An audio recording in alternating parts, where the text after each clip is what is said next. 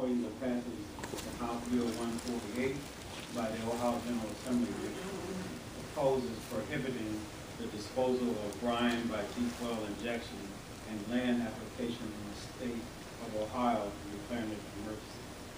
This time, we'd like to have Bill Baker to enlighten us a little bit on this. Thank you, Mr. Dunn, and Council, Mr. Mayor, nice to be here this evening. There's an ongoing process within the state of Ohio to stop what our City Council, Law Director, and citizens passed through our Bill of Rights on the ballot last November, a year ago. Ohio is the receptacle for out-of-state waste from many communities. And in the budget bill recently passed, there was a clause that will also allow impoundment ponds within the state of Ohio, which have always been illegal. This is just a huge pit lined with plastic that they dump the waste into and allow it to evaporate out, sometimes aerate it. Also, there is an issue with barging the waste in from the Gulf and from other areas into Ohio specifically. So what this resolution does is support the state legislation that we had introduced last year in the House and the Senate as well, to prohibit in-state generation and out-of-state generation of the fracking waste. And what it is leverage for the industry to take another look at ways of disposal and managing the waste created through the process. Thank you. Mr. Mayor, members of council, esteemed city members, thank you for being expedient in your executive session. That was quite a surprise.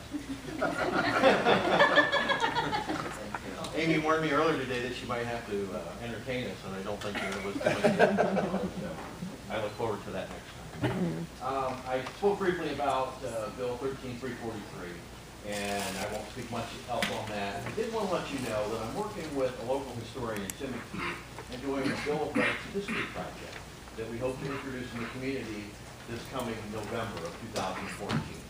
You know, the work that this council did across party lines, and I appreciate the comments earlier, one of the things that Mansfield is admired for in a lot of the communities that I go to is the way that this council and city government came together on the injection well issue, took a hard look at the facts, and worked to create a safe environment for our community. And it doesn't happen a lot in politics, so I thank you for that. And I think that that tradition will continue. That's what's expected from me as a citizen, that you're working together for the betterment of our community. A lot of the things that you talk about, I don't understand. And I rely on you to make those decisions through my council person and then on to the ladder. That Bill of Rights and the passage of that is some of the best legislation that I've seen. Some communities are passing outright bans, and that's great. But it does shut the door to any conversation. What we have is a cry for local control and local decision making. And that's what most communities want. And I want to commend also the city on the passage of the levies this last election, because it showed me that our community is saying we need to support ourselves. Dependency on state and federal funding is diminishing. And when we rely on that and it's cut, then you all are scrambling to make these budgets work. So I want to thank you for considering this bill tonight. I know I got a little off topic on this particular bill, but communities throughout Ohio are being targeted as toxic waste dumps, and they don't have the strength of decision makers in the community like we do here. And the work that we're doing locally, continuing to do, and this resolution is going to be used as an example for other smaller communities in Ohio as to the way that they can work together and make a stand and protect their communities against toxic dumping. Thank you very much for that. Bill, may I just say something real quick to Bill? Kudos to our law director and his staff. I mean, they went after that.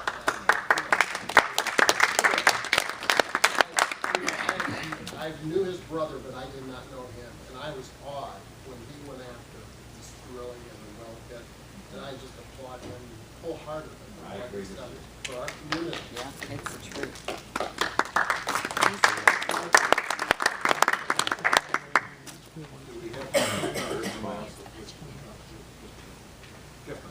Okay, thank you. 13-343, Mr. Dunn. Mr. President, I move that the Bill 343 be read and placed upon the floor for discussion. Second. Moved and seconded, clerk will read Bill 343. Strongly supporting the passage of House Bill 148 by the Ohio General Assembly, which proposes prohibiting the disposal of brine by deep well injection and land application in the state of Ohio and declaring an emergency. Is there any discussion on 343? Mrs. Gannon. Yeah, just a quick question directed to Mr. Baker. Is there not also a House bill being currently considered that gives back more local control to communities? It isn't this one, I don't think. I think it's another one that's, am I wrong? Maybe it's this one. It is not this one. I'm not familiar. Representative Hagan did sponsor a local control bill last year, and I'm not sure where that's at in the House this time. Well, I'd like to thank you and all of your supporters for constantly keeping that in front of us so that we do retain that local control. It's so important to keep fighting for that, and this is just another way of expressing our concern locally for what is being done in the state of Ohio. So thank you. Thank you. And I might add, as you indicated, this resolution is not saying it's necessarily excluded. It's talking about joint cooperation between communities, the cities and the states and all parties concerned. And that's what's been adopted in California, it's Texas, and other major states. So we're code 4-0, so we appreciate it. Thank you.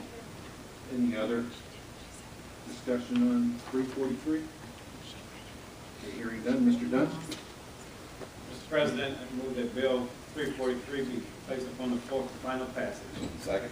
Been moved and seconded, council cast a vote for final passage of Bill 343. Bill passes 8 to 0.